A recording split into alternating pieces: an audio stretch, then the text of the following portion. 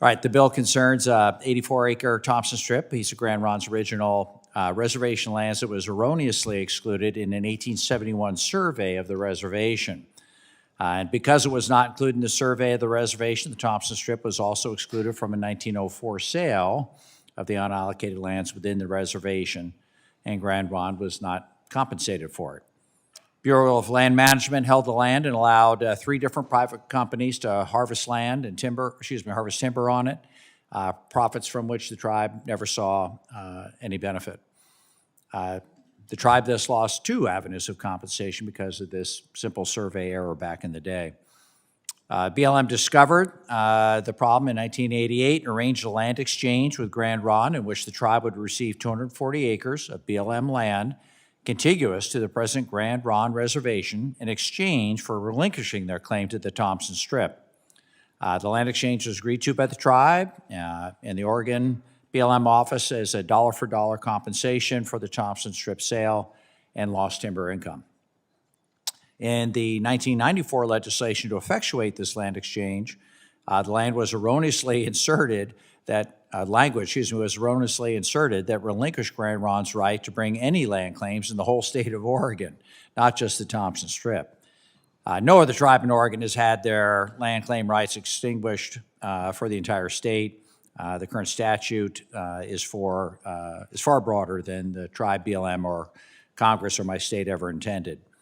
The tribe's congressman at the time, Representative Mike Kopetsky from my district, confirmed his understanding about the land exchange and the extinguishment of claims to the Thompson Strip and testified before the same subcommittee, saying, under this bill, the tribe will relinquish their claim to the 84 acres in exchange for a parcel of 360 acres, later revised to 240, of BLM land, which is adjacent to the tribe's current reservation. Congressman Kopetsky's clear intent was for Grand Ronde to give up their claim to the Thompson Strip, not all the lands in the state of Oregon. Mark Messier, then chairman of the Confederated Tribes of Grand Ronde, testified at the same hearing as Congressman Kopetsky. His testimony again makes clear that Grand Ronde intended to relinquish their claims to this land that was incorrectly surveyed and makes no mention of the rest of the state.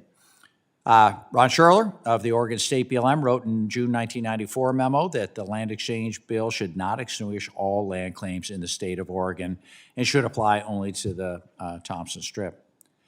In agreeing to this land exchange in 1994, the intent of the parties was for Grand Ronde to relinquish its rights only to this strip, I keep saying that, and any claims for lost timber income. There's no intention to relinquish all rights. This bill would change the statute to that and read that the Grand Ronde relinquishes all claims to the Thompson land, not all lands within the state of Oregon. It's carefully written, the technical fix, trying to eliminate any possibility of unintended consequences or changes in land use. The bill would prohibit specifically Class 1 or Class 2 gaming, Class 2 or Class 3 gaming on any land or any land claim settlements that the tribe obtains to allay all concerns on casinos. This amendment to the Grand Ronde Reservation Act, simple, hopefully not controversial. Senate passed S559 on May 26th. The House Natural Resources Committee held a hearing on the identical House version of my bill in the last Congress. Time to pass the legislation and correct this historic wrong once and for all. Thank you very, very much, Madam Chair.